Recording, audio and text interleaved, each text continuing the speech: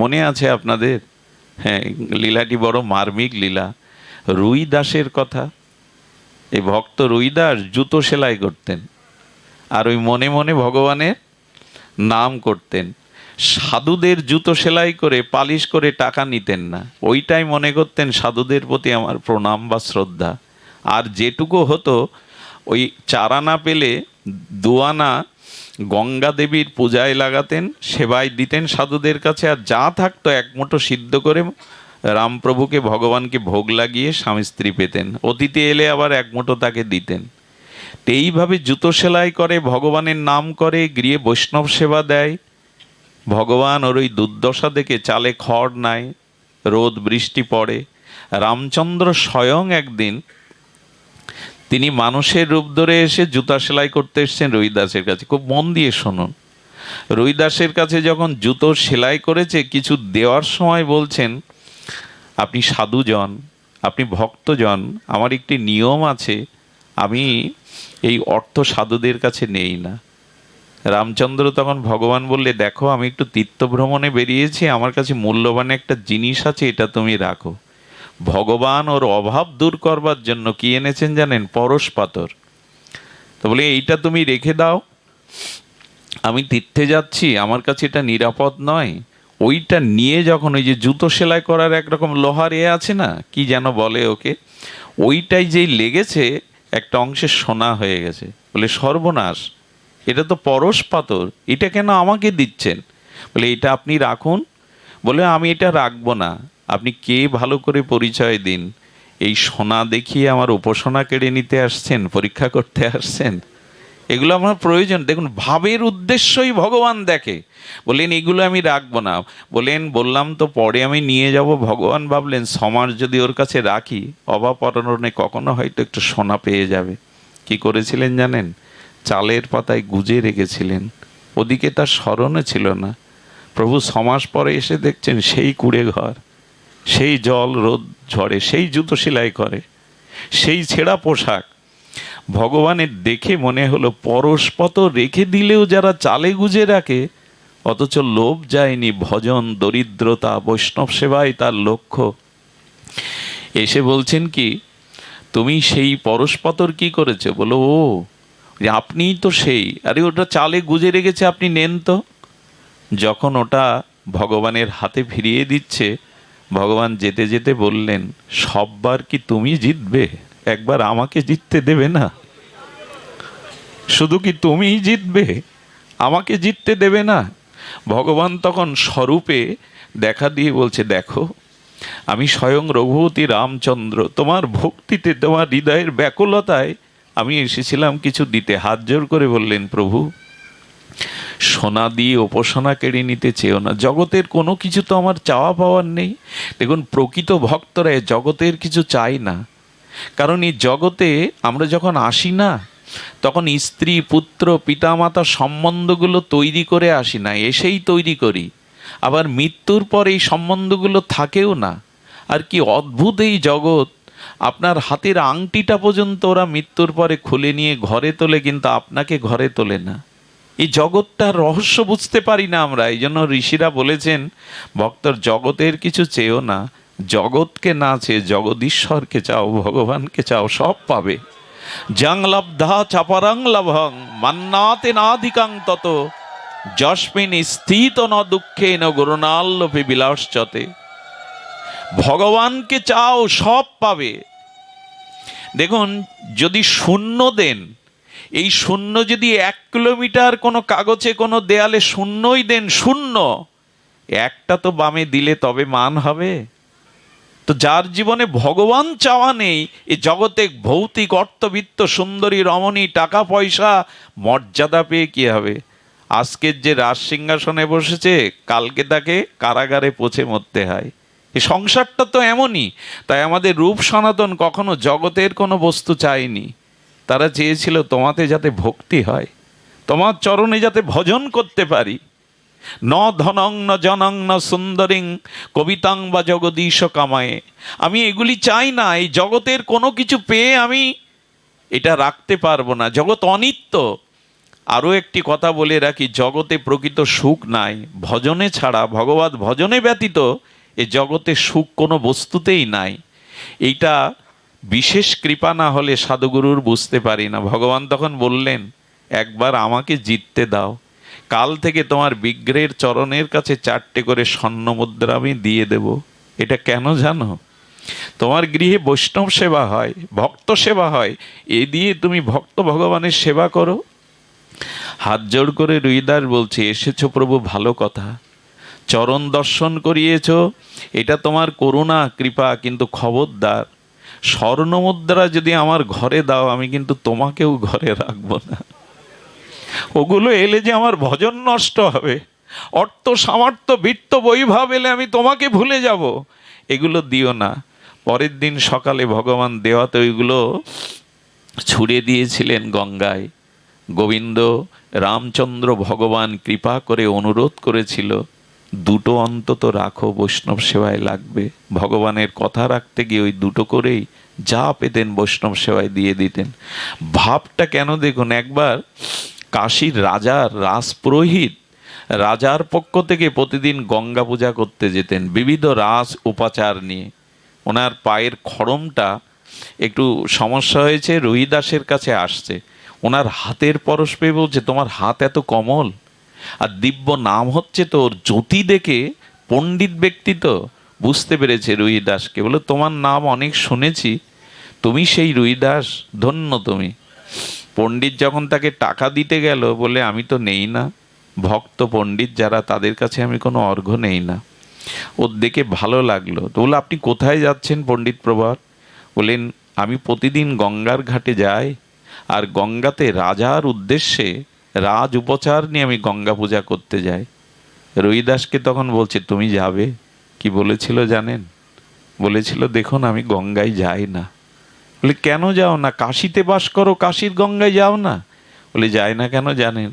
ওখানে অনেক সাধু বৈষ্ণব মহাত্মারা স্নানে আসে, আমি তো মুচি, আমি তো নীচ জাতি, আমি তো অভজন, আমার মুখ দেখলে যদি ওদের ভজনে বিঘ্ন হয়, ওদের যাত্রা ভঙ্গ হয়, তাই জানে। তো একটা কাজ করতে পারেন, আমি একটা কলা রেখেছিলাম মা গঙ্গার জন্য, এই কলাটা আমার আমার পক্ষ হতে আপনি একটু মা গঙ্গাকে দিয়েন। মনে মনে পণ্ডিত হাসছে, মা গঙ্গাকে কলা দিতে বলছে। আরে রাজা এত রাজ উপচার নিয়ে প্রতিদিন পূজা করে, কলা দিতে বলছে, কলার কথা তার মনেই নাই। রাজার উপচারে গঙ্গা আরাধনা পূজা করে বলছেন, ও সেই কলাটা তো ও দিয়েছিল গঙ্গাকে দেওয়ার জন্য, যেই কলাটা ছুঁড়ে মারতে গেছে অশ্রদ্ধায়, কি বলবো আপনাদের, এটা তো সত্যের ঘটনা না, ত্রেতা যুগেরও না, দাপরেরও না, এই তো কলিযুগেরই ঘটনা। সঙ্গে সঙ্গে মা দুর্গা, এই মা গঙ্গা তার ডান হাত বাড়িয়ে দিয়েছে, ফেলে দিও না পুরোহিত, আমার হাতে দাও। এই দেখুন, পুরোহিতের কোনো বস্তু মা আজ পর্যন্ত নেয়নি, কিন্তু ওর হৃদয়ে তো ভক্তি, ওর হৃদয়ে তো শ্রদ্ধা, মা হাত বাড়িয়ে দিয়েছে। পণ্ডিত বিস্ময় প্রকাশ করে বললেন, কে এই রুইদাস? আরে যার কলা নিতে মা গঙ্গা হাত বাড়িয়ে দিয়েছেন। শরীরটা কেন দেখাননি জানেন? এই দেখার অধিকারী পণ্ডিত না, এই জন্য মা তার কোমল দিব্য হস্তটা বাড়িয়ে দিয়েছে। কলাটা নিয়ে বালাটা খুলে দিয়ে বলছেন, এটা আমার রুইদাসকে দিও, বলো আমি পাঠিয়েছি তার কাছে। ভক্তি কি জিনিস দেখেন, করে জুতো সেলায়, অথচ তার কলাটা, কদলিটা নেওয়ার জন্য মা গঙ্গা হাত বাড়িয়ে দিয়েছে। বালাটা মার হাতের বালা, গঙ্গার হাতের বালা সাধারণ হয়। পুরোহিতের লোভ এসে গেল, এটা নাই দিলাম, কি করে জানবে রুইদাস? নিজের কাছে রেখে দিল। রুইদাসকে কাছে যায়, তাকে প্রশংসা করে, কিন্তু এই ঘটনা সে চেপে গেছে। সুধীবৃন্দ, এক সময় ওর অভাব দেখা দেয়, পুরোহিতের অভাব দেখা দিলে ওই বালাটা সাগরার কাছে বেচতে গিয়ে সাগরা ওটা হাত দেওয়ার সাথে সাথে ওর ভিতরে একটা চিন্ময়, এই বালা আপনি কোথায় পেলেন? জগতের কোনো কারিগরের দ্বারা তৈরি করা এই বালাই। স্বর্গের সোনার আমাদের পৃথিবীর সোনার মধ্যে পার্থক্য আছে। স্বর্গের সোনাতে খাদ নাই, তাকে হেম বলে, আর আমাদের এই জগতের সোনাকে সুবর্ণ বলে। তো এই আমাদের জগতের সোনাতে খাদ আছে, দেবদেবীরা যেটা ব্যবহার করে সেটা দিব্য স্বর্ণ, হেম বলে তাকে। এইটা দেখে বলছেন, আরে তুমি সেই যেখানের বলো, এটা কিনবে? বলে হ্যাঁ। বলে আমার যা আছে তা কি এই পুঁজিতে কোলাবে? 5,000 টাকা তৎকালীন সময়ে, চিন্তা করতে পারেন, সব দিয়ে দিয়েছে কিন্তু ওই বালা দরকার। ওই বালা নিয়ে 5,000 টাকা দিয়ে দিয়েছে। 5,000 টাকা দেওয়ার পরে ওই কাশীর নগর পিতা যিনি, আমরা যেটাকে মেয়র বলি, তার স্ত্রী বালা তৈরি করতে যখন ওখানে গেছে, তখন বলছে টাকার চিন্তা করবে না, 10-20 লাগে ভালো বালা চাই। উনি বললেন এই তো সুযোগ। 5,000 টাকা দিয়ে কিনা উনি 20 দিতে চাইছেন, 20,000 বের করে দেওয়ার সাথে সাথে চমকে গেছে যে মায়ের গঙ্গার হাতের বালা সাধারণত হয় না। এই নগর পিতার স্ত্রী বিলাসী ছিলেন, ধনী ছিলেন, ওইটা কিনে নিয়ে গেছে। আর মায়েদের একটা স্বভাব হলো ভালো কিছু অলংকার হলে অন্য কেউ দেখাবার একটা প্রবণতা তার মনে চলে আসে। ওনার সাথে আবার ওই রানীর একটা সখ্যতা ছিল, রানীর সাথে ওনার একটা সখ্যতা ছিল। রানীর বাড়ি গিয়ে যখন এই বালা রানী দেখেছে, আরে দেখার সাথে সাথে চমকিত হয়ে বললেন এই বালা কোথায় পেয়েছো তুমি? বললো অমুক সাগরার কাছে। রানীমা ওই সাগরাকে ডেকে পাঠালেন রাজপ্রাসাদে, এই বালা তুমি কোথায় পেয়েছো? আর একটা বালা এই জাতি আমাকে গড়ে দিতে হবে। বললেন মা এটা আমার পক্ষে সম্ভব না রানীমা, এটা দিব্য বানা। বলে কোথায় পেয়েছিলে বলো। যখন বললেন পুরোহিতের কাছে, রাজাকে ডেকে বললেন পুরোহিতকে ডাকুন তো এই বালা সে কোথায় পেয়েছে। পুরোহিতকে বলছেন আরেকটি বালা যদি তুমি যার কাছ থেকে করেছো বা কিনেছো না দিতে পারো, আমি তোমার প্রাণদণ্ড দেব। আর গোপন রাখা যায়? পুরো ঘটনা বলছেন যে কোনো অবস্থাতেই আর একটা বালা তোমাকে এনে দিতে হবে।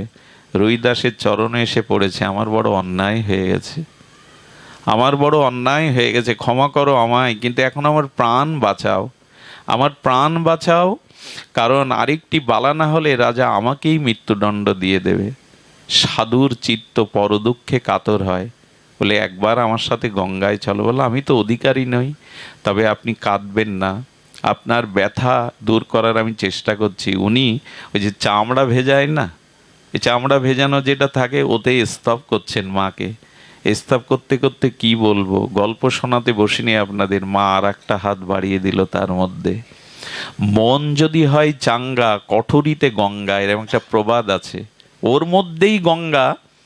আরে এই রুহিদাসের বাড়ি অর্জুন নিমন্ত্রণ করতে এসেছিল বৈষ্ণব সেবার, আর তাকে চামড়া ভেজানো পুকুরে অর্জুন চান করতে পারে? স্নান করতে গিয়ে চামড়া সরিয়ে দেখে মকর বাহিনী গঙ্গায় ওখানে বসে। মা তুমি এই চামড়া ভেজানো? বলে একবারও বলো না, রুহিদাসের মালা নেওয়ার জন্য প্রতিদিন আমি অপেক্ষা করি এখানে বসে।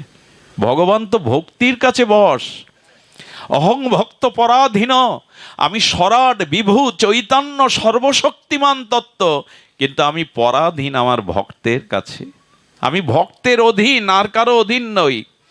রুহিদাসের এই তত্ত্ব জেনে ওই রাজা দীক্ষা নিয়েছিলেন রুহিজারের কাছ থেকে। গঙ্গা কটুরিতে হাত বাড়ায়।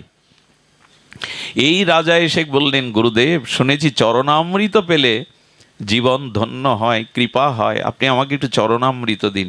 উনি তখন ধ্যানে ছিলেন, জুতো সেলাই করছেন আর ধ্যানের মধ্যে ভগবানকে স্মরণ করছে। ওই ধ্যানস্থ মনে গোবিন্দের চরণ বিধৌত চরণামৃত মনে করে ওই চামড়া ভেজানো জল ওর হাতে দিয়ে দিলেন। আচ্ছা যত হোক রাজা তো তার সংস্কারে বাদে না। রাজা তখন কি করলেন জানেন? ওই চামড়া ভেজানো জল পান করবেন কি, উনি কোডের পকেটের মধ্যে, এটা আবার ফেলে দিলে অন্যায় হবে, ওনার শ্রী গুরুদেব কোডে রেখে দিলেন। বাড়ি এসে দেখে কোডের কোনাতে না দাগ হয়েছে। রাজার কোডে দাগ থাকলে মানায়? উনি ধোবাকে ডেকে বললেন এটা যেভাবে হোক কেচে পরিষ্কার করে দাও। কি বলবো, ভক্তির মহিমা, ভাবের মহিমা দেখুন। রুহিদাস বসে আছে কোথায়, ওইটা কাস্তে কাস্তে যখন রাজার আজ্ঞা পালন করবার জন্য কাস্তে কাস্তে দাগ তুলতে পারছে না, তখন ওটা সাবান দিয়ে আর একটু জল দিয়ে ভিজিয়ে দাঁত দিয়ে চুষে তুলতে গেছে দাগটা। যেই চোষণ করতে গেছে ওই চরণামৃতের এমন মহিমা, ওর মধ্যেই ভাগবত ভাবের বিকার ঘটে গেছে, অষ্টসাত্ত্বিক বিকার। কখনো কাঁদে, কখনো হাসে, কখনো গড়াগড়ি যায়, কখনো ভাগবত স্তুতি করতে শুরু করে। এই ভাব দেখে বলল মানে উন্মাদ হয়ে গেছে, পাগল হয়ে গেছে। কখনো কাঁদে, কখনো হাসে, কখনো গড়াগড়ি যায়, কখনো ভাগবতের স্তুতি, অথচ লেখাপড়াই জানে না ধোপা।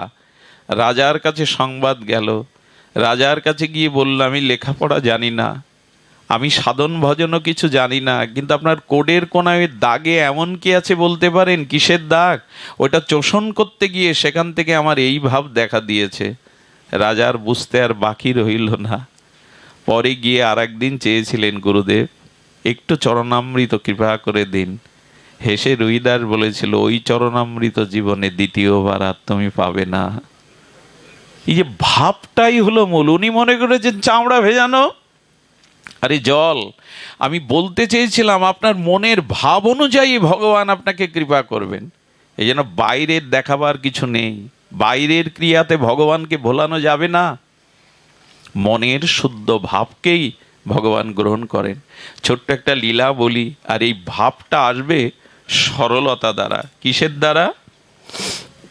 এই জন্য বললেন, ভক্তি করো কৃষ্ণ পাদ পদ্মে, ছাড়ো অন্য ক্রিয়াকর্ম, নাহি দেখো বেদ ধর্ম। দেখো, নিয়মের থেকে ভগবানের ভক্তি বড়, ভাবই বড়। কি বলবো আপনাদের, এই ভাবের কথা শুনলে অবাক হয়ে যেতে হয়, যদিও এর অধিকারী আমরা না, তবু শুনুন। মনে আছে বামা খ্যাপার কথা? তারাপীঠে বাবা খামা বড় হয়েছে, কিন্তু মা তারাকে সে বড় মা বলে ডাকে। এই জন্য মাঝে মাঝে উনি তো আত্মভোলা, মন্দিরেই একদিন প্রস্রাব করে দিয়েছেন, মার মন্দিরেই। কমিটির লোকজন ডেকে পরের দিন ঘাট ধাক্কা দিয়ে বের করে দিয়েছে। উন্মাদ পাগল, মার মন্দিরে যে প্রস্রাব করে তাকে দিয়ে তারাপীঠের পূজা। 3 দিন বামা পড়েছিল, ও মা, মারে আমি তো তোকে বড় মা মনে করি, মায়ের কোলে সন্তান বুঝি প্রস্রাব করে না, তাতে মা বুঝি অপরাধ নেয়? 3 দিন না খেয়ে পড়েছিল। কি বলবো, মার মন্দিরে ভোগ হয়েছে, কিন্তু 3 দিন মা গ্রহণ করেনি। পূজারীকে স্বপ্ন দেখালো, আমাকে কেন না খাইয়ে রেখেছিস 3 দিন? বলে, মা তোমার ভোগ রাগ তো হচ্ছে প্রতিদিন। বলেন, আমার বাবা যে 3 দিন খায়নি, আমার বাবা না খেলে তো আমি খাবো না। বললেন, মা ও তোমার মন্দিরেই প্রস্রাব করে দিয়েছে, এটা শাস্ত্রবিধি নয়। তারা মা সেদিন বলেছিল, মায়ের কোলে সন্তান প্রস্রাব করলে মা অপবিত্র হয় না, অবগুণ নেয় না সন্তানের। সেই দিন থেকে কি নিয়ম জানেন? আগে বামার ভোগ হবে, তারপরে মায়ের ভোগ হয়। এখনো তারাপীঠে ওই নিয়ম, আগে বামার ভোগ হবে, ওই ভোগটা মাকে নিবেদন করা হয়। এগুলো কি ব্যাখ্যা দিয়ে বোঝাবার কথা? ভাবটা চাই। ও মনে করে তারা মা আমার মাই, বড় মা, এই রূপেই তাকে দেখতেন। শিশু সুলভ তার ভাব ছিল। এখানে বারবার যে কথাটি আমি প্রতিপাদন করবার চেষ্টা পাচ্ছি, সেটা হলো অন্তরের ভাবটাকেই শুদ্ধ করতে হবে। ভগবান ভাবগ্রাহী জনার্দন, বস্তুগ্রাহী নয়। তিনি অন্তরের ভাব দেখেই কৃপা করেন। যার যত হৃদয় শুদ্ধ, আর যার যত নিষ্কপট হৃদয়, সরল হৃদয়, ভগবান তাকেই কে কর। ছোট্ট একটা মহারাষ্ট্রের ঘটনা শুনুন। এটা বলেই আমি পাঠ রাখছি, বড় অপূর্ব। যতবার বলেছি এই ঘটনা, ততবার হৃদয়টা দ্রবীভূত হয়। এক ধনী পরিবারে, মধ্যবিত্ত পরিবারে, ধনী নয়, একটা শিশুর জন্ম হলো। শিশুটা জন্মাবার সাথে সাথে সকলের আনন্দ ধরে না, কিন্তু যত বয়স বাড়তে লাগলো, তার ক্রিয়াতে সবাই অসন্তুষ্ট হতে লাগলো। কেন জানেন? কিছু মানুষ আছে জগতে অত্যন্ত বেশি খায়, মানে আহার করে। তো ও 4-5 জনের আহার একাই করত। এখন সংসারের একটা নিয়ম কি জানেন? কম আহার করলেও জ্বালা, বেশি আহার করলেও সমস্যা। এখন ওর স্বভাব হলো, ওর রাক্ষসী ক্ষুধা, ও 4-5 জনের খাদ্য একা খায়। বাবা মা যতদিন বেঁচে ছিল খাদ্য জুগিয়েছে, কিন্তু বাবা মা মারার পরে বড় দাদা বৌদিরা ভাই ছাই দিতে লাগলো ভাতে। ওকে কে খাওয়াবে? আর আত্মভোলা, কাজকর্ম জানে না, লেখাপড়াও তো শেখেনি। সরল, খুবই সরল। আর এই সরলতায় যখন কাজকর্ম লেখাপড়া জানা না, তাকে বসে বসে কে খেতে দেবে? একদিন বড় দাদা বৌদিরা মিলে ভাতে ছাই দিতে দিতে গলা ধাক্কা দিয়ে দিল। এক রাম মন্দিরে বসে বসে তুলসী তলায় কাঁদছে, ফুপিয়ে ফুপিয়ে কাঁদছে। যারা সরল হয় তাদের কান্না খুব মর্মবেদী হয়। এবং সরল ব্যক্তি যখন কাঁদে না, যেমন শিশু কাঁদলে পাশের বাড়ির শত্রুদেরও মন বিগলিত হয়। দেখো তো শিশুটা কাঁদছে কেন? অথচ ওদের সর্বনাশের চিন্তা করে, কিন্তু বাড়ি যদি মধ্যরাত্রে কোনো শিশু কাঁদে, শত্রুরও মন বিগলিত হয়ে যায়। সরল ব্যক্তি যখন কাঁদে, তখন ভগবানেরও আসন টলে যায়। ওর ওই কান্না দেখে রাম মন্দিরের পুরোহিত বেরিয়ে এসে বলছে, বাবা কাঁদছো কেন? আর সাধুরা মানুষের মুখ দেখলেই তার মনের ভাবকে অনুভব করতে পারে। বললেন, বাবা বড় ক্ষুধা লেগেছে, দুটো খেতে দেবে? এই কথা শুনেই ওনার মন বিগল। এইভাবে তো কেউ বলে না, তুমি ক্ষুধায় কাঁদছো? বলে, হ্যাঁ আমার বড় ক্ষুধা, আমি সহ্য করতে পারি না। ওনার ওই সহজ সরল মুখখানা দেখে উনি পাত পেতে নিজে হাতে প্রসাদ দিয়ে বললেন, এক কাজ করো, কোথাও যখন যাওয়ার জায়গা নেই এই মন্দিরে থাকো, 5 বার না 7 বার না, যতবার চাইবে এখানে প্রসাদ পাবে, আর একটু রাম রাম করো। বলে, বাবা আমি কাজ করতে পারি না, ক্ষুধা সহ্য করতে পারি না। বললো, তুমি এখানে থাকো, তুমি যতবার চাইবে আমাকে বলবে, খেতে দেব। 15 দিন মনের আনন্দে 5-7 বার পায়। আর বাবা বলে, একটু রাম রাম করো, শুধু শুধু বসে থাকবে, জয় সিয়ারাম জয় সিয়ারাম করে। একদিন সকালে উঠে 9টার সময় দেখে হাঁড়ি জ্বলছে না, মানে রান্নার হচ্ছে না। দৌড়ে গিয়ে বলছে, বাবা ক্ষুধায় কাতর, আমি ক্ষুধা সহ্য করতে পারি না, আজকে রান্নাঘরে হাঁড়ি জ্বলছে না কেন? বলে, পাগল, আজ তো একাদশী, একাদশীতেই মন্দিরে সবাই নিরম্ব উপবাস করে, হাঁড়ি জ্বলে না সারাদিন সারা রাত। কিছুক্ষণ পরে বলছে, বাবা না খেলে আমি মরেই যাব, বাবা আমাকে দয়া করে আপনি না খেতে দিলে আমি কিন্তু আপনার সামনে মরেই যাব। বাবা বলছেন, একাদশীতেও তোর এই ভাব, তো যা। উনি সেবককে বলে দিলেন, 1 কেজি আটা, একটু আলু, একটু ঘি দিয়ে দাও। আর শোন, এখানে রান্না করা যাবে না, নদীর ধারে গিয়ে পাত্র নিয়ে যা, আর জঙ্গলের কাঠ কুড়িয়ে রান্না করে কদলি পাতায় একটা তুলসী দিয়ে রামচন্দ্রকে নিবেদন করে প্রভু পেলে তাই পাবি, খবরদার। সরল তো, গুরুদেবের ওই কথাটা মনে আছে যে রামচন্দ্রকে নিবেদন করে তবে পাবি। হাত পা পুড়িয়ে কাঠ দিয়ে যাই সিদ্ধ করে কলা পাতায় ঢেলে দিয়েছে। সত্য ঘটনা শুনুন, সরলতার কি মহিমা, ভাবের কি মহিমা। ও কলা পাতায় দিয়ে, তুলসী পাতায় দিয়ে বলছে, গুরুদেব বলেছিল প্রভু না পেলে পাবে না। রুটি সবজি দিয়ে বলছে, প্রভু আমি তো মন্ত্র জানি না, আমি তো কোনো আচরণ জানি না, তবে প্রভু দেরি করো না, আমি ক্ষুধা সহ্য করতে পারি না। এই কথাটা রামচন্দ্রের হৃদয়ে খুব লেগে গেছে। প্রভু তুমি দেরি করো না, কারণ ক্ষুধা আমি সহ্য করতে, দেখুন কোনো মন্ত্র নেই, কিছু নেই, কিন্তু হৃদয় সরল ভাব দশা দেখে রামচন্দ্রের চোখে জল। লক্ষণ বলছে, প্রভু কোনো ভক্তের লীলা দেখে কাঁদছেন? বলে, দেখো কি সরল, ভোগের থালা দিয়ে আর বলছে, প্রভু তুমি দেরি করো না, আমি ক্ষুধা সহ্য করতে পারি না, তুমি তাড়াতাড়ি এসো, আমি মন্ত্র জানি না, তুমি তাড়াতাড়ি এসো। লক্ষণ বলছেন, এই বাবা কথা বলো না এখানে। লক্ষণ বলছেন, প্রভু দয়া করে ওই ভক্তকে দেখবার একটু ইচ্ছা যাচ্ছে, চলো তোমার সাথেই আমি যাই। রাম আর লক্ষণ এসে উপস্থিত, প্রভুকে দেখে আনন্দে বলছেন, প্রভু এলে, তবে এত দেরি করলে কেন? তুমি জানো তো আমি ক্ষুধা সহ্য করতে পারি না। রাম হাসছে, একদিকে চোখে জল, ঠোঁটের কোণে স্মৃত হাসি। হ্যাঁ, হঠাৎ লক্ষণের দিকে তাকিয়ে ওর মুখ আবার বেজার কালো হয়ে গেছে। লক্ষণ বুঝতে পেরেছে। লক্ষণ বলছে, আমাকে দেখে সন্তুষ্ট হওনি তুমি? আমি প্রভুর ভ্রাতা দাস লক্ষণ। বললেন, প্রভুর দিকে তাকিয়ে বলছে, প্রভু গুরুদেব বলেছিল ভগবান একজন, এখন দেখছি 2 জন, আমার তো কম পড়বে প্রভু। গুরুদেব বলেছিল একজন, প্রভুকে দিয়ে পাশ, এখন দেখছি ভগবান 2 জন, অবিকল তোমার মতো দেখতে। লক্ষণেরও হাসি পেয়েছে। বলে, প্রভু তোমার এমন ভক্ত আছে জগতে, এইটাই ভালোবাসে ভগবান। রাম বললেন, কম পড়বে না, তুমি আমার হাতে তুলসী পাতাটা দাও, তুমি পেয়ে নাও, তোমার পাওয়া আমি দাঁড়িয়ে দেখছি। এই জগতেরই ঘটে যাওয়া এই ঘটনাগুলো জানান দেয় ভাবগ্রাহী ভগবান। ও পাওয়ার পরে প্রভুকে প্রণাম করে বলছে, প্রভু প্রভু বলছে, এবার আসি। বলে, শোনো প্রভু, আগামী একাদশীতে যেন খুব দেরি করো না, ডাকলেই আসবে, তুমি তো জানো আমি ক্ষুধা সহ্য করতে পারি না।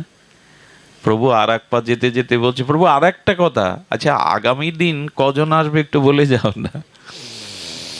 প্রভুর হাসি পাচ্ছে, আনন্দে প্রভু বললেন, তোমার চিন্তা নেই, আসবো। এই ফিরে গিয়ে সীতামাকে ঘটনা রামচন্দ্র রঘুপতি বলেছিলেন। সীতামা বলে, আগামী দিন আমাকেও নেবে, এমন ভক্তকে আমাকেও একটু দেখতে ইচ্ছা করছে কেমন। পরের দিন একাদশীতে গুরুদেবকে বলছে, গুরুদেব আর একটু বাড়িয়ে দিন, 1 কেজি দিয়েছেন তো, আপনি বলেছিলেন ভগবান একজন, এলো 2 জন, আবার যদি বেশি এসে পড়ে। গুরুদেব ভাবছেন ওকে বোকা পেয়ে ওর মতো বোকা কেউ ভাগ বসাচ্ছে ওতে, তা দিয়ে দাও, ও তো শুনবে না, 2 কেজি আটা দিয়ে দাও, আলু দিয়ে দাও, একটু ঘি দিয়ে দাও। আবার সেই রান্না, আবার সেই তুলসী পাতা, আবার সেই আহ্বান, প্রভু গতদিন তো বলে রেখেছিলাম আমি ক্ষুধা সহ্য করতে পারি না, প্রভু চলে এসো। মা সীতাকে নিয়েই উপস্থিত, আবার ওর মন খারাপ। বলে প্রভু দিনে দিনে বাড়ছে, আর একজন এসেছে। হ্যাঁ, বললেন তোমার চিন্তা নেই, তুমি পাও।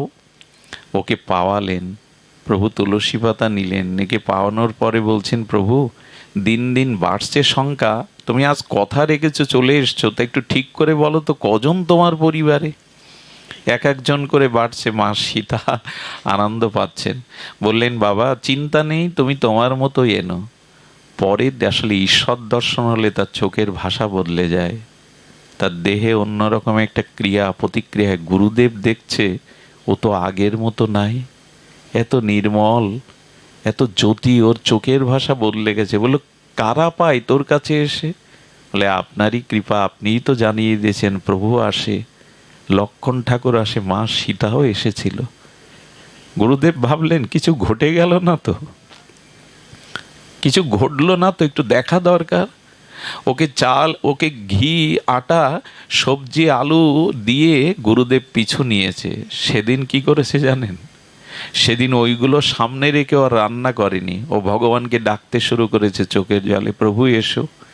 সেদিন লক্ষণ, হনুমান সহ মা সীতা, লক্ষণ, রাম, হনুমান, 5 জন এসে, 4জন এসে উপস্থিত, লক্ষণ সহ, মা সীতা সহ, হনুমান সহ। প্রভু এসে বললেন আজকে তো খাদ্য পাক করনি, আর এটা নিবেদন করবে কি করে? ও তখন একটু অভিমান করে চুপচাপ বসে রয়েছে, একটু অভিমানে। সীতামা বলছে কি রে বাবা, অভিমান হলো কেন? কেন খাদ্য কিছু করনি, তুমি পাক করনি, তো ভোগ লাগাবে কি আর সেবা পাবে কি? তখন বলছে মা সব সংসারের এক নিয়ম, আমার সংসারের আলাদা নিয়ম হবে কেন? বাবা আছে, ভাই আছে, মা তুমি আছো। বলো তার মানে? তখন বললেন সব সংসারে বাবা আই করে আনে, মা রান্না করে, আর সন্তানরা বসে খায়। তো মা থাকতে আমি হাত পোড়াবো, আর তুমি থাকতে আমাকে এইভাবে প্রতিদিন আনতে হবে? প্রভুর চোখে জল এসে গেছে। সীতার দিকে তাকিয়ে বলছে তোমার সন্তান, তোমার ভক্ত শিক্ষিত হয়ে গেছে, যাও সীতা রান্না করতে যাও। হনুমান বলছেন প্রভু এ জাতীয় ভক্তকেই তো আমি খুঁজে বেড়াই, কাঠটা আমি বয়ে আনছি, প্রভু হোক না বৈকুণ্ঠের প্রসাদ, আজ এখানেই হোক, মার হাতে প্রসাদ এখানেই হোক। হনুমান কাঠ বয়ে আনছে, লক্ষণ জল এনে দিল, আর প্রভু কি করলেন জানেন? প্রভু বস্তুগুলো মা সীতার হাতে দিয়ে দিল। সীতা মা রান্না করে আজকে বসিয়ে মা সীতার হাতে ও প্রসাদ পাচ্ছে। সবাই যখন ওইভাবে প্রসাদ পাচ্ছে, গুরুদেব পেছন থেকে দেখে শিষ্যকে দেখতে পাচ্ছে যে প্রসাদ পাচ্ছে। গুরুদেব কি দেখলেন জানেন? বাতাসে ভেসে আসছে ভগবানের চরণের দিব্য গন্ধ। কারণ গোবিন্দের চরণে, ভগবানের চরণে একটা দিব্য গন্ধ আছে। কেমন জানেন? ভগবানের গায়ের গন্ধটা কেমন জানেন? সদ্য প্রস্ফুটিত পদ্ম ফুলের মধ্যে যে গন্ধ থাকে, আর 100 বছর পুরানো চন্দন ঘষলে যে গন্ধ আসে, আর সুগন্ধি কর্পূর একসাথে করলে যে গন্ধ হয়, এর 100 কোটি গুণ দিব্য গন্ধ ভগবানের চরণ থেকে আসে। ওই গন্ধ পাচ্ছেও, যেমন ফুলটা আমরা দেখি না, কিন্তু বাতাসে গন্ধটা আমাদের কাছে আসে। গুরুদেব বললেন শাস্ত্রে যতটুকু জেনেছে তো ভগবানেরই অঙ্গগন্ধ, তবে কি ভগবান এখানে এসছে? দৌড়ে গিয়ে বলছে ওরে প্রসাদ পাচ্ছিস, তোর প্রভু কই, মা কই? বলে এই তো পাশে বসে আছে। গুরুদেব আপনি দেখুন, এই তো আমার মা, জানো কি এই হনুমানজি। বলে না আমি দেখতে পাচ্ছি না। রামচন্দ্রের কাছে করজোরে বললেন ও প্রভু আমি আজ এই বেঁচে আছি কেন জানো? তোমাকে পেয়েছি কেন জানো? আমার গুরুদেবের জন্য। গুরুদেব তোমায় দেখতে পাচ্ছে না কেন? রাম বললেন কি খুব সহজ আমাকে পাওয়ারে, যুগ যুগান্তর তপস্যা করে মুনি ঋষিরাও আমাকে পায় না।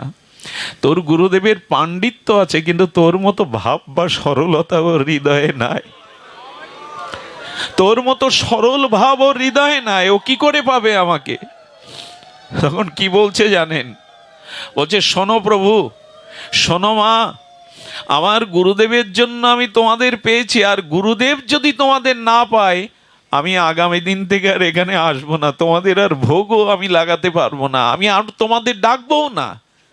এই অভিমানে প্রভু আরও রিজে গেছে। প্রভু তখন বললেন, এক কাজ কর, তোর গুরুদেবকে তোকে স্পর্শ করতে বল। ওই চিরদিন যা হয়, ভক্ত কৃপা না হলে, ভক্তের করুণা না হলে কেউ ভগবানকে পায় না।